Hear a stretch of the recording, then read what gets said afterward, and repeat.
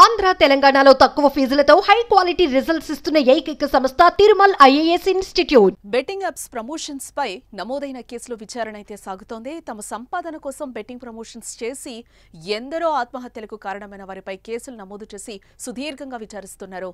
Betting app promotions ఎప్పటి నుంచి చేస్తున్నారు, ఎంత తీసుకుంటున్నారు అనే అంశాలపై ఆరా తీస్తున్నారు, ఆధారాలు సేకరిస్తున్నారు. ఇప్పటికే మొత్తం 25 మందిపై కేసు నమోదైంది. వీరిలో టాలీవుడ్ నటులతో పాటు ఇన్ఫ్లుయెన్సర్స్, యూట్యూబర్స్ ఉన్నారు.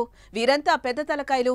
ఇంకా చాలా మంది చిన్న చిన్న ఇన్ఫ్లుయెన్సర్స్ కూడా బెట్టింగ్ యాప్ ప్రమోషన్స్ చేసి డబ్బులు సంపాదించుకున్నారు. అలాంటి వారి కోసం కూడా పోలీసు యంత్రాంగం నిఘా పెడుతోంది. సామాజిక బాధ్యతతో ఎవరైనా ఫిర్యాదు చేసినా స్వీకరించి దర్యాప్తు చేస్తున్నారు.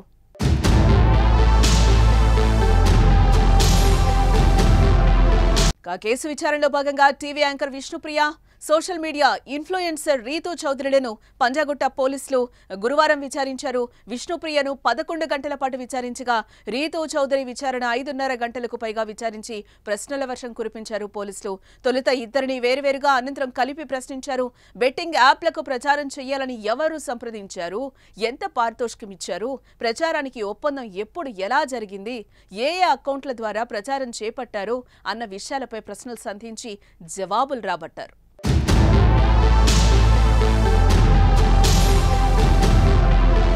పోలీస్ విచారణలో విష్ణుప్రియ తన తప్పునొప్పుకున్నారు. బెట్టింగ్ ప్రమోషన్ చేసినట్టు ఆమె అంగీకరించినా ఎన్ని యాప్లకు ప్రచారం చేశారన్న దానిపై ఆమె క్లారిటీ ఇవ్వలేదు. తాను 3 బెట్టింగ్ యాప్లకు ప్రచారం చేసినట్లుగా విచారణలో విష్ణుప్రియ ఒప్పుకుందట. కానీ మీరు 15 యాప్లకి ప్రచారం చేసినట్లు సమాచారం ఉంది అంటూ పోలీసులు అడగడంతో నాకు గుర్తులేదని, కేవలం 3 గుర్తున్నాయని సమాధానం ఇచ్చినట్లుగా తెలుస్తోంది. ఆ వ్యవహారాలన్నీ తన మేనేజర్ చూసుకుంటారని విష్ణుప్రియ వివరణ ఇచ్చింది. విష్ణుప్రియ బ్యాంక్ లావాదేవీలు పరిశీలించారు. తర్వాత బెట్టింగ్ యాప్ల నుంచి వచ్చిన నిధుల గురించి ఆరా తీశారు. విష్ణుప్రియ ఒక్కో వీడియోకు 90,000 తీసుకునేదని పోలీసులు గుర్తించారు.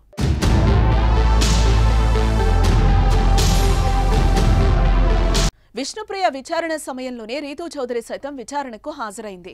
తొలుత ఈమెను ఒంటరిగా విచారించిన పోలీసులు ఆ తర్వాత విష్ణుప్రియతో కలిపి ప్రశ్నించారు. బ్యాంకు లావాదేవీల వివరాలు, బెట్టింగ్ యాప్లకు ప్రచారం చేసినందుకు ఎంత ఆదాయం వచ్చిందనే విషయమై వారిద్దరిని అడిగినట్లుగా తెలిసిందే. విష్ణుప్రియ చెప్తేనే తాను ప్రమోషన్స్ చేశానని, ప్రమోషన్స్ ఎలా చేయాలో కూడా ఆమెనే తనకు నేర్పించిందని పోలీసులకు చెప్పినట్టుగా సమాచారం. సుదీర్ఘ విచారణ అనంతరం రాత్రి 9:25 స్టేషన్ నుంచి పంపించారు. మరోవైపు యాప్ ప్రమోషన్ ద్వారా వచ్చిన డబ్బుల వివరాలను కూడా పోలీసులు సేకరిస్తున్నారు. బెట్టింగ్ యాప్ల ద్వారా వచ్చిన మొత్తం డబ్బుకి సంబంధించి బ్యాంక్ అకౌంట్ స్టేట్మెంట్ వివరాలను కూడా పోలీసులు అడిగారట. మరోసారి విచారణకు హాజరైతే అప్పుడు పూర్తి బ్యాంక్ స్టేట్మెంట్స్ తీసుకురావాలని విష్ణుప్రియకు చెప్పినట్టుగా తెలుస్తోంది. ఈ నెల 25న వారిని మరోసారి విచారణకు రావాలని నోటీసులు ఇచ్చారు పోలీసులు.